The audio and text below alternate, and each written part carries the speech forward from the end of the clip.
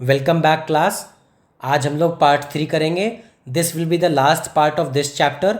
तो इसीलिए मैं डिटेल में बना रहा हूँ वीडियो मैं, ताकि आपको समझा सकूँ अच्छे से कि क्या चैप्टर में कहा गया है। अभी शॉर्ट वीडियो बनाने का कोई मतलब नहीं है, क्योंकि आप चीज़ों को पहले समझोगे देन ओनली यू कैन उनको शॉर्ट फॉर्म में कर सकते हो या वो चीज़ों के लिए। तो मैं उसका जब चैप्टर्स हमारे कंप्लीट हो जाएंगे उसके बाद में 15 मिनट 20 मिनट का मैक्सिमम एक चैप्टर का रिवीजन बेस्ड टॉपिक बना दूंगा, सो दैट आप पूरा चैप्टर 20 मिनट में 15 मिनट में रिवाइज कर सको अकॉर्डिंग टू चैप्टर की लेंथ। ठीक है, अब स्टार्ट करते हैं। तो आज हम लोग we will start with the chapter kinds of rights. हम देखेंगे किस तरीके के राइट्स होते हैं। तो जब हम बात करते हैं पॉलिटिकल राइट्स की, तो जब आप पॉलिटिकल राइट्स देखोगे तो पॉलिटिकल राइट्स क्या होंगे कि किसी भी सिटीजन को पॉलिटिकल प्रोसेस में पार्टिसिपेट करने के लिए जो राइट्स अवेलेबल होंगे वो आपके पॉलिटिकल राइट्स होंगे। जैसे एग्जाम्पल, अगर कि आप में से कल को कोई सोचे कि we want to contest an election, ठीक है, या फिर एक पॉलिटिकल पार्टी बनाते हैं,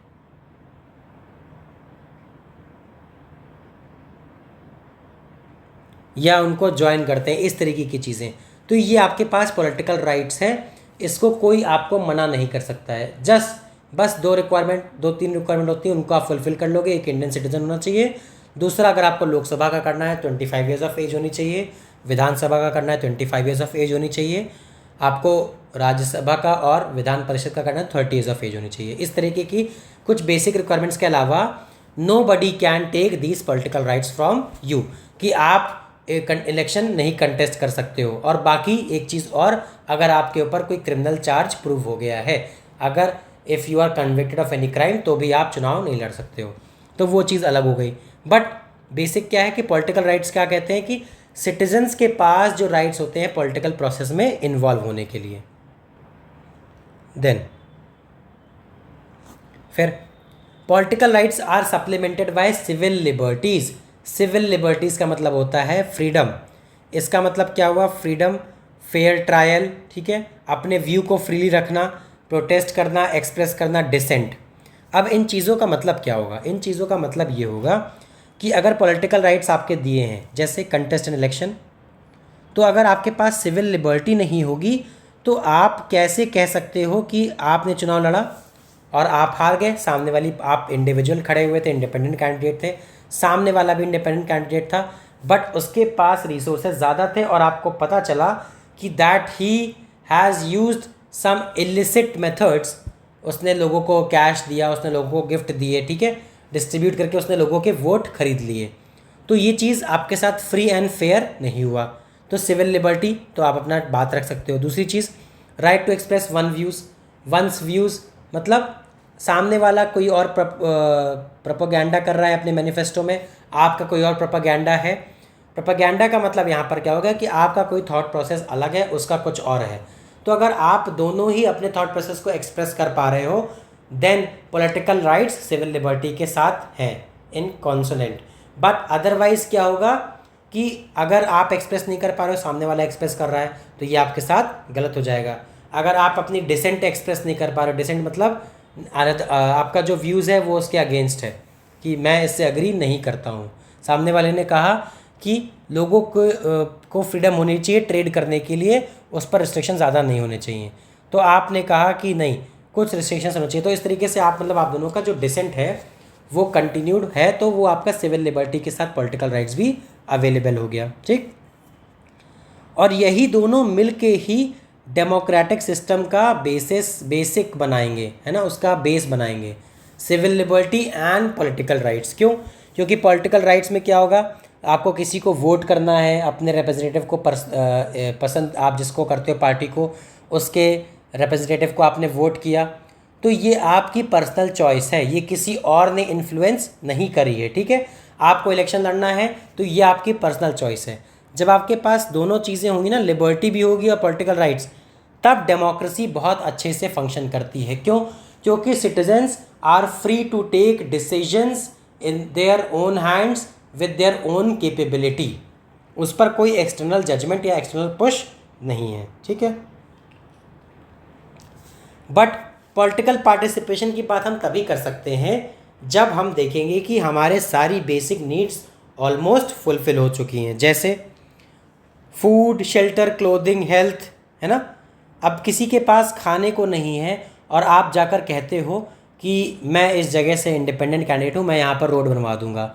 उसके लिए रोड का पर्पस नहीं है, उसके पास खाने को नहीं है, उसके पास कपड़े नहीं है, उसके पास रहने को घर नहीं है, तो उसके लिए उसकी इम्पोर्टेंस दूसरी हो जाएगी। तो पॉलिटिकल पार्टिसिपेशन तभी आप एक्सपेक्ट कर पाओगे सिटीजन से जब उनकी basic needs of food, shelter, clothing and health are met.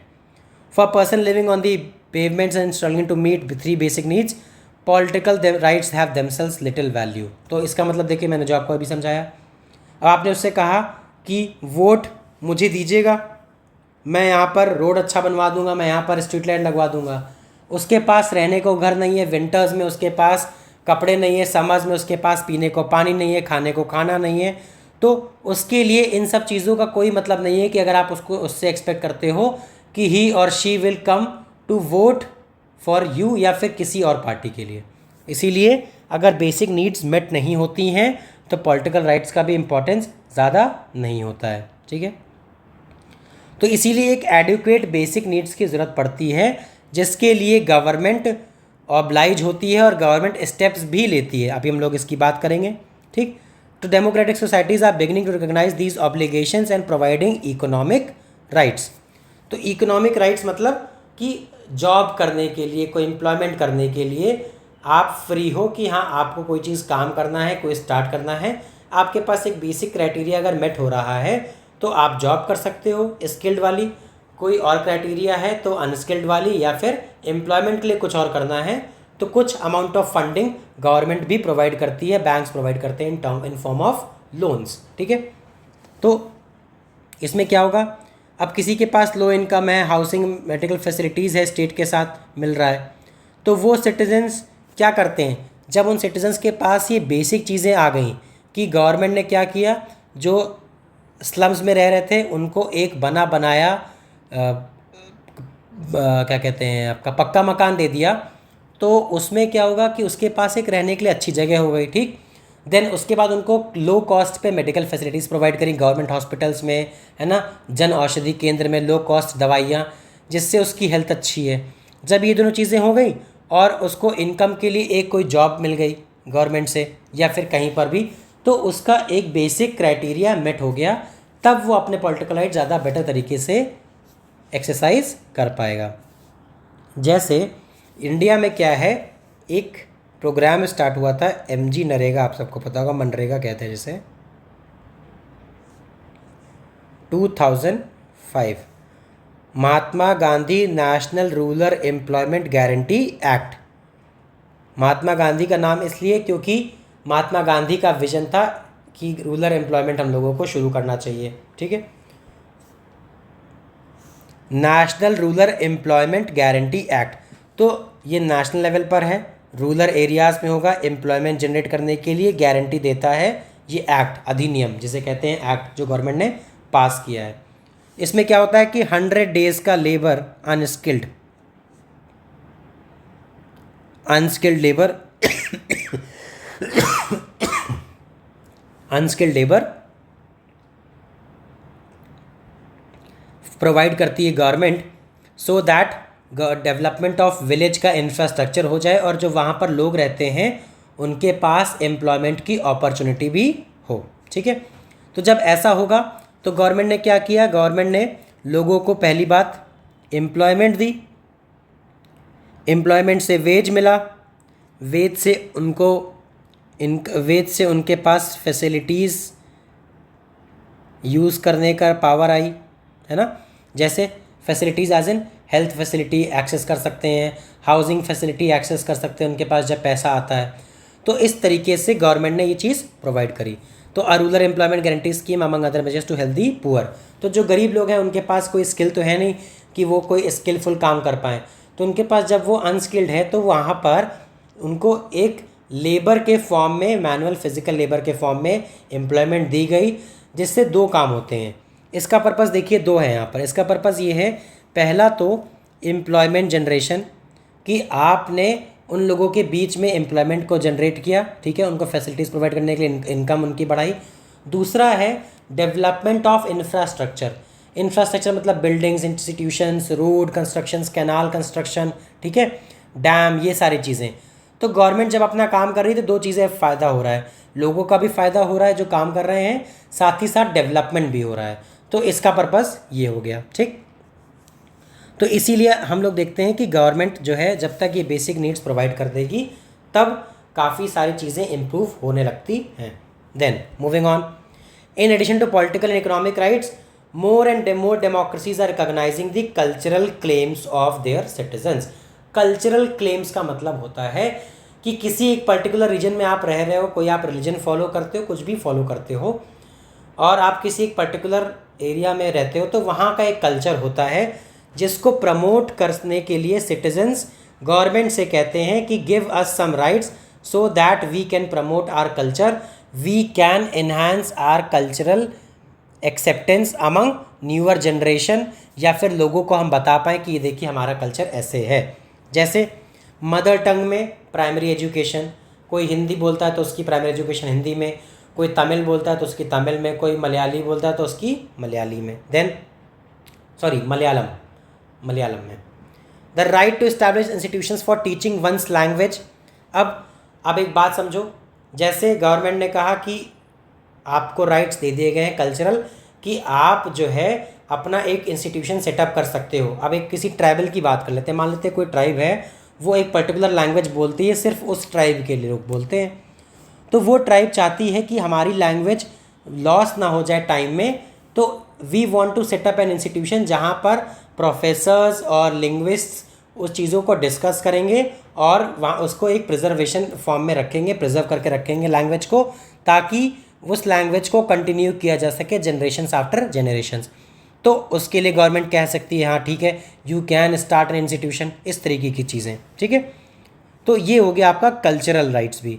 तो आपको कल्चरल क्लेम्स भी सिटीजन्स को मिलते हैं कि हमारा कल्चर फॉलो करने के लिए हमें कुछ चीज़ें चाहिए जिसको government will provide in form of rights. Then rights and responsibilities. अब राइट्स एंड रिस्पॉन्सिबिलिटीज़ की बात करते हैं कि कैसे राइट्स एंड रिस्पॉन्सिबिलिटीज़ दोनों ही साथ साथ चलते हैं, दे बोथ मूव टुगेदर, ठीक है। ठीक है, कैसे दोनों राइट्स और रिस्पॉन्सिबिलिटीज़ साथ साथ चलते हैं। तो एग्जाम्पल की बात यहाँ पे करते हैं कि राइट सिर्फ इसलिए नहीं है कि वो हमारी पर्सनल नीड्स को जस्टिफाई कर रहे हैं या हमारे पर्सनल इंटरेस्ट के लिए हैं, बट हमारे राइट्स ऐसे होने चाहिए कि उससे ओवरऑल सबका भला हो, ठीक है। सबका भला हो कैसे?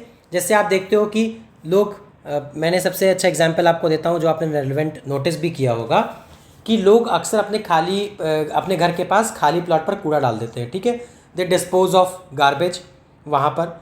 लेकिन सुबह जो होती है वो जो गाड़ी आती है नगर निगम से कि हो स्वच्छता से बड़े कदम, हो लखनऊ नंबर 1 और इस तरीके के गाने बजाते हैं, उनका पर्पस क्या है? उनका पर्पस ये है आपके अंदर अवेयरनेस लाना, ठीक है। नॉमिनल 100 रुपये पर मंथ लिया जाता है ताकि आप गार्बेज डिस्पोज ऑफ करो, गवर्नमेंट ये इनिशिएटिव लेती है। इसका पर्पस ये होता है कि अगर कूड़ा है तो उससे रोडेंट्स, फ्लाइज, मस्कीटोज़ भी आएंगे जिससे अलग अलग बीमारियां फैलेंगी। तो गवर्नमेंट उसको कलेक्ट करती है और कहीं और जाके डिस्पोज ऑफ कर देती है और उनको अलग अलग तरीके से यूज़ कर लेती है मटेरियल को, सो दैट वो आगे फर्दर रिसाइकिल हो सकता है तो रिसाइकिल हो जाएगा या फिर रीयूज़ हो सकता है तो रीयूज़ हो जाएगा। बट लोग क्या करते हैं, लोग डाल देते हैं कि हमें क्या मतलब है, that plot is not of ours, उससे जो भी होगा तो हमें क्या करना, जिसका होगा वो साफ़ कराएगा। बट जब उससे कोई बीमारी फैलेगी तो आपके घर के पास और आसपास सब जगह वो चीज़ फैलेगी। ऐसा तो होगा नहीं कि वो आपके घर में बाउंड्री वॉल है तो उससे रुक जाएगी, ठीक है। लोग ये चीज़ नहीं समझते हैं। तो गवर्नमेंट को क्रिटिसाइज़ करने से पहले हमें अपने अंदर देखना पड़ेगा कि what we are doing as a citizen for this country, है ना। तो हमें भी स्टेप्स लेने पड़ेंगे। गवर्नमेंट को क्रिटिसाइज़ करना अलग बात है, बट कुछ चीज़ें हमको अपने हाथ में as a citizen, as an individual लेनी पड़ेंगी।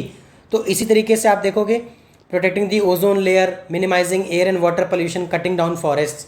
आप जैसे फॉरेस्ट की बात करते हैं, अगर फॉरेस्ट तो छोड़िए, आप किसी के घर के बाहर पेड़ लगा होता है तो लोग उसको कट कर देते हैं कि यहाँ पर पत्तियाँ घर में आती हैं, घर गंदा हो जाता है, ठीक है, इस तरीके की चीज़ें।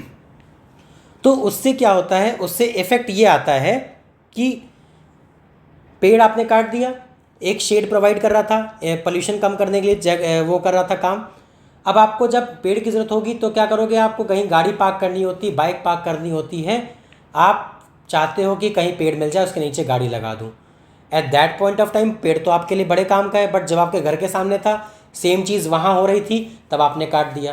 तो मेरा कहने का मतलब ये है कि राइट्स सिर्फ यही नहीं है कि हमारे पर्सनल बेनिफिट क्या हो रहा है, हमारे के साथ साथ लोगों का भी क्या बेनिफिट हो रहा है।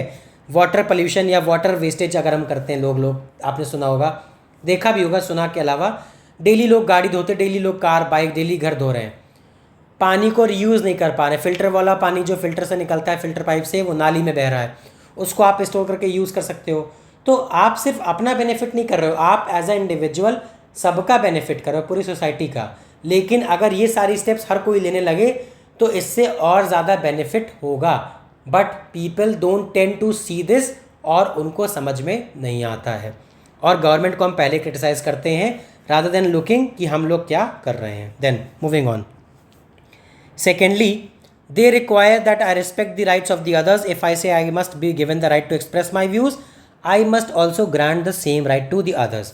इसका मतलब क्या हुआ, इसका मतलब ये हुआ कि दो लोग हैं, दो फ्रेंड्स हैं, अगर हम बात करते हैं ए और बी, ये किसी एक पर्टिकुलर पार्टी को प्रमोट करते हैं, ये किसी एक पर्टिकुलर पार्टी को प्रमोट करते हैं, ये दोनों फ्रेंड्स हैं, ठीक है, ये दोनों फ्रेंड्स हैं। तो हम देखेंगे कि दोनों के अपने कुछ पॉइंट ऑफ व्यू होंगे किसी पर्टिकुलर पार्टी के लिए, वो जस्टिफाइड है। इसका जो व्यू होगा वो इसके लिए सही है, जो इसका व्यू होगा वो इसके लिए सही है। और इन दोनों को एक दूसरे के व्यूज़ को रिस्पेक्ट करना चाहिए। क्यों? क्योंकि अगर हमारे पास ये फ्रीडम है कि हम किसी भी व्यू को सोच सकते हैं, एक्सप्रेस कर सकते हैं, तो सामने वाले के पास भी है। तो दोनों को एक दूसरे के राइट्स को हैम्पर नहीं करना है, and they need to work together, ताकि दोनों के व्यूज़ और राइट्स एक्सप्रेस कर सकें, उसके बाद भी they can live as citizens of India. क्योंकि हमारे प्रेम्बल में क्या बोला गया है, फ्रेटर्निटी। फ्रेटर्निटी की बात मतलब होता है भाईचारा। तो अगर हमारे पास डिफरेंट व्यूज़ भी हैं, हम डिफरेंट पॉलिटिकल पार्टीज़ को बिलोंग करते हैं, तो उसमें क्या हो गया, that is our personal choice. उससे हमारे दूसरों से रिलेशन हैम्पर नहीं होने चाहिए। हमारी पर्सनल चॉइस हमारी है, दूसरे की पर्सनल चॉइस उसकी है, और हम लोगों को आपस में एक दूसरे के साथ काम मिलाकर चलना है। तो फ्रेटर्निटी मेंटेन करनी है, जो कि हमारे प्रियम्बल में मेंशन है, भाईचारा होना चाहिए। इससे क्या होता है, एक सोसाइटी में ओपननेस आती है, एक एक्सेप्टेंस आता है दूसरे व्यूज़ को समझने का, सुनने का। वरना क्या होता है कि सामने वाला तो गलत है, सामने वाला तो बेवकूफ़ है, ये पॉइंट बन जाता है, तब आप नैरो माइंडेड हो जाते हो।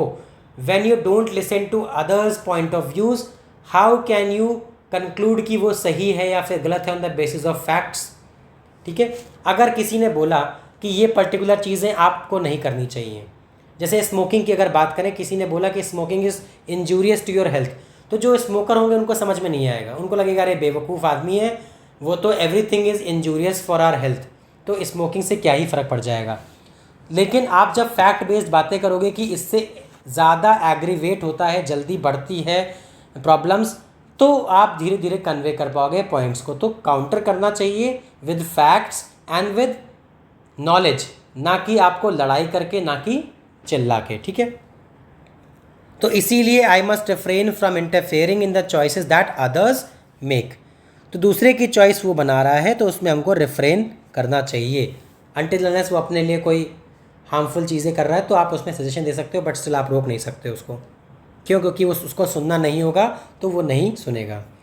सिंपली एक और चीज़, जैसे एग्जांपल हो गया कि हम एक कोई हेटफुल स्पीच नहीं दे सकते हैं कि हमने हेटफुल स्पीच दे दी कि ये लोगों को मार देना चाहिए, ये लोगों को यहाँ से भगा देना चाहिए। ये सारी चीज़ें गलत हैं, क्योंकि आप अपना freedom of speech and expression use कर रहे हो गलत चीज़ों के लिए, तो इस पर रिस्ट्रिक्शन लग सकती है, ठीक है। तो इस तरीके की चीज़ें आप नहीं कर सकते हो। तो आपको principle of equality and same rights for all के तहत काम करना चाहिए कि सब इक्वल हैं, सबके पास सिमिलर राइट्स हैं। तो हमको ऐसा कुछ नहीं करना है जिससे सामने वाले के ऊपर हैम्पर हो। तीसरा क्या है, we must balance our rights when they come into conflict. मतलब हमको राइट्स तो हैं, बट अगर वो दूसरे के राइट से कॉन्फ्लिक्ट में आ रहे हैं, अगेंस्ट में जा रहे हैं, ए और बी, ए का कुछ राइट है, बी का कुछ राइट है, ये दोनों आपस में टकरा रहे हैं और दोनों एक दूसरे को डैमेज कर रहे हैं, तो हमको इन राइट्स को फिर बैलेंस करना पड़ेगा, समझना पड़ेगा। जैसे यहाँ पर एक एग्जाम्पल दिया, बहुत अच्छा एग्जाम्पल दिया है कि पिक्चर्स क्लिक करना हमारा राइट है, हमारे हाथ में फ़ोन है, आजकल एवरीबडी हैज़ अ फ़ोन, तो हम लोग फ़ोन निकालते हैं, वीडियो बनाते हैं, पिक्चर्स क्लिक करते हैं पब्लिक प्लेसेस पर सब कुछ। बट आपने देखा होगा कुछ लोग दूसरों की इमेजेस लेते हैं बिना उनकी कंसेंट के, कंसेंट के एज एन गलत तरीके से इमेज लेना, ठीक है, और गलत तरीके से प्रेजेंट करना वीडियोस को, इमेजेस को। तो ये चीज़ें आप अपने राइट के तहत नहीं कर रहे हो, ये आप दूसरे का राइट हैम्पर कर रहे हो, उसके राइट्स के लिए कॉन्फ्लिक्ट आ रहा है उसके और आपके राइट में। आपका राइट पिक्चर क्लिक करना है, बट ये आपका राइट नहीं है कि आप किसी की गलत तरीके से पिक्चर क्लिक करो, गलत तरीके से वीडियो बनाओ, गलत तरीके से उसको प्रेजेंट करो, ठीक है। वही एग्जाम्पल यहाँ पर दिया है, क्योंकि दूसरे की राइट टू प्राइवेसी हैम्पर होती है, उसका कुछ प्राइवेट होगा। जैसे दो लोग अगर जा रहे हैं या दो लोग बैठकर बातें कर रहे हैं, एक बात करते हैं कि मान लेते हैं कोई कपल बैठा हुआ है कहीं पब्लिक रेस्टोरेंट में बैठा है, वो लोग they are discussing something, they are sitting together, तो किसी ने, उनके जानने वाले ने फ़ोटो क्लिक कर लिया और उनके घर वालों को भेज दिया, तो वो चीज़ गलत किया। क्यों? क्योंकि वो दोनों उस प्राइवेट स्पेस में अपना बैठ के बातें कर रहे हैं, डिस्कस कर रहे हैं, they are enjoying their right, जो उनका है freedom of speech and expression, जिसके साथ बैठना चाहें, चीज़ें है ना, खाना चाहें, पब्लिक प्लेसेस में जहाँ जाना चाहें। आपने क्या किया, उनके राइट टू प्राइवेसी को हैम्पर किया, विदाउट कंसेंटिंग विद देम, उनकी फ़ोटो ली और आपने उसको फॉरवर्ड कर दिया, ठीक। चौथा क्या होगा, फोर्थ ये होगा कि citizens must be vigilant about limitations which may be placed on their rights. तो ये क्या हुआ,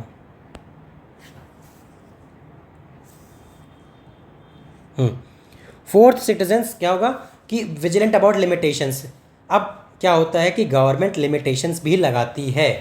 लिमिटेशंस का मतलब राइट्स पर, मैंने अभी आपको सबसे पहले बताया था, नेशनल सिक्योरिटी, सॉवरेनिटी, इंटीग्रिटी पर अगर कोई चीज़ आती है, आप उसके लिए राइट्स बोल रहे हो कि हम राइट्स यूज़ कर रहे हैं, राइट्स यूज़ कर रहे हैं, तो उस पर गवर्नमेंट रिस्ट्रिक्शन लगा सकती है। तो गवर्नमेंट रिस्ट्रिक्शन लगा सकती है, बट सिटीजन्स को ये देखना पड़ेगा कि जो गवर्नमेंट रिस्ट्रिक्शंस लगा रही है, क्या वो ग्राउंड्स ऑफ नेशनल सिक्योरिटी पर अगर है तो क्या वो सही है, या फिर वो सिर्फ आर्बिट्रेरी रिस्ट्रिक्शंस हैं, मतलब अपना मनचाहा रिस्ट्रिक्शन लगा दिया, ठीक है। कि अगर लोग कुछ ऐसी बात कर रहे हैं कि हम लोग डिवाइड कर देंगे, और कुछ गलत बात कर रहे हैं अगेंस्ट कंट्री, है ना, इंडिया के अगेंस्ट कोई लोग बात कर रहे हैं इंडिया में रहकर, तो those things are wrong, government उस पर रिस्ट्रिक्शन लगा सकती है। बट अगर किसी ने बोला कि इंडिया को भी चाइना से सीखना चाहिए, इंडिया को भी यूएसए से सीखना चाहिए, इंडिया को इजराइल से सीखना चाहिए, इंडिया को किसी और कंट्री से सीखना चाहिए कि डेवलपमेंट कैसे करना है, तो आपने उस पर अगर रिस्ट्रिक्शन लगाया कि ये तो नेशनल सिक्योरिटी, नेशनल सॉवरेनिटी पर कमेंट है, उस पर हैम्पर कर रहा है, तो ये चीज़ आप बेसिकली समझो, अगर किसी ने बोला डेवलपमेंट के सेंस में, तो ये कहाँ से आपका हैम्पर कर रहा है या फिर अगेंस्ट कंट्री की वैल्यू जा रहा है। ये तो सिर्फ कह रहा है कि हमको अपने से बेटर लोगों को देखना है और हमको ऊपर उठते जाना है हमेशा। जैसे आप पढ़ाई भी करते हो तो आप देखते हो कि क्लास में जो टॉप परफॉर्मर है वो क्या चीज़ें अपना ऐसा कर रहा है हम लोगों से डिफरेंट कि वो बेटर परफॉर्म कर पा रहा है। सिमिलर इस तरीके से भी है। तो क्या वो नेशनल सिक्योरिटी पे थ्रेट है? नहीं, ऐसा नहीं है। हाँ, उसकी बात करते हैं कि क्या हम लोगों को अरेस्ट करना चाहिए सस्पेशन पे कि इसने ऐसा किया होगा। Without any concrete proof government action नहीं लेती है, बट अगर कभी कभी ले रही है तो वो सिविल लिबर्टी पर हैम्पर कर रहा है। तो ये चीज़ें हमें समझनी पड़ेंगी, ठीक है। और should it be allowed to use torture to extract confession? Confession लेना है कि तुमने क्राइम किया है कि नहीं किया, आप किसी को टॉर्चर करने लगे, वो पर्सन सही है, आपने टॉर्चर किया गवर्नमेंट ने, और उसने एक्सेप्ट कर लिया, तो ये तो फिर गलत हो जाएगा, उसकी सिविल लिबर्टी पर वायलेशन हो जाएगा। तो इसीलिए हम लोगों को विजिलेंट रहना पड़ेगा कि सामने वाले जो चीज़ें हो रही हैं क्या वो थ्रेट टू सोसाइटी हैं या फिर वो सिर्फ आर्बिट्रेरी रिस्ट्रिक्शंस हैं। ठीक है, तो गवर्नमेंट को जब हम पावर देते हैं सिविल लिबर्टीज़ कर्टेल करने के लिए, तो हम लोगों को विजिलेंट रहना पड़ेगा कि गवर्नमेंट उसका मिसयूज़ ना कर पाए। तो even though rights can never be absolute, we need to be vigilant in protecting our rights and those of the others, for they form the basis of a democratic society. इस लाइन का मतलब क्या हुआ? इस लाइन का मतलब ये हुआ कि राइट्स हमारे एब्सोल्यूट नहीं है। ऐसा नहीं होगा कि कुछ भी आप कर रहे हो और उस पर रिस्ट्रिक्शन नहीं लग सकती है। मैंने आपसे कहा कि कोई पर्सन अगर गवर्नमेंट के अगेंस्ट बात कर रहा है वो अलग चीज़ है, लेकिन कोई पर्सन अगर इंडिया को डिवाइड करने की बात कर रहा है तो वो चीज़ कर्टेल करी जा सकती है एंड करी जानी चाहिए। क्यों? क्योंकि आप कंट्री को डिवाइड कर रहे हो, आप एक सिचुएशन ऐसी खड़ी कर रहे हो जिससे लोगों के बीच में डिवीजन क्रिएट हो। तो इसीलिए गवर्नमेंट उस पर रिस्ट्रिक्शन लगा सकती है, आपको अरेस्ट कर सकती है कि आप इस तरीके के हेटफुल स्पीचेस प्रमोट करते हो। ठीक, लेकिन इसीलिए एब्सोल्यूट नहीं है हमारे राइट्स, मतलब उन पर ऐसा नहीं कि कोई रिस्ट्रिक्शन नहीं लगाया जा सकता है। रिस्ट्रिक्शन लगाया जा सकता है, they are not absolute. That means when not absolute it means कि रिस्ट्रिक्शन लगा सकते हैं गवर्नमेंट, बट रिस्ट्रिक्शन आपका फैक्चुअल होना चाहिए, फैक्ट के बेसिस पर होना चाहिए, आर्बिट्रेरी नहीं होना चाहिए। और इसके लिए एज अ सिटीज़न हम लोगों को विजिलेंट रहना पड़ेगा, हम लोगों को एक्टिव रहना पड़ेगा कि हम लोग ये देखते रहें कि गवर्नमेंट जो रिस्ट्रिक्शंस लगा रही है उससे ना हमारे राइट्स हैम्पर हों ना दूसरों के राइट्स हैम्पर हों, और एक डेमोक्रेसी और डेमोक्रेटिक सोसाइटी मेंटेन रहे। ठीक, तो आई होप ये चैप्टर आपको समझ में आ गया होगा। ये चैप्टर बहुत ईजी है, थोड़ा डिस्कस इसीलिए मैंने कर लिया, 3 पार्ट में बना लिया ताकि आप अच्छे से समझ पाओ। ठीक है, लास्ट में एक चीज़ बस आप देख लो कि ये डेट आपसे पूछी जा सकती है। On 10 December 1948 General Assembly of the UN adopted and proclaim the Universal Declaration of Human Rights. तो यूनिवर्सल डिक्लेरेशन मतलब कि ह्यूमन राइट्स को all over the world recognise कर लिया गया है। तो इसको 10 दिसंबर 1948 में रिकॉग्नाइज किया जनरल असेंबली ने, यूनाइटेड नेशंस की। ठीक, तो आई होप ये चैप्टर आपको समझ में आ गया होगा। इफ़ आ गया तो इसके पहले के भी पार्ट्स आप देखिए और लाइक करिए, शेयर करिए, सब्सक्राइब करिए, अपने फ्रेंड्स को भेजिए ज़्यादा से ज़्यादा, so that I can make more good videos. अगर आपको अच्छा लगता है तो प्लीज़ कमेंट करिए, क्योंकि इट बूस्ट माई मोरल कि हाँ बच्चों को अच्छा लग रहा है पढ़ने में। तो मुझे भी अच्छा लगता है कि हाँ मैं और अच्छे मन से और अच्छी चीज़ों के साथ आपको पढ़ाऊँ और चीज़ें सिखाऊँ। ठीक है, thank you class, have a wonderful day.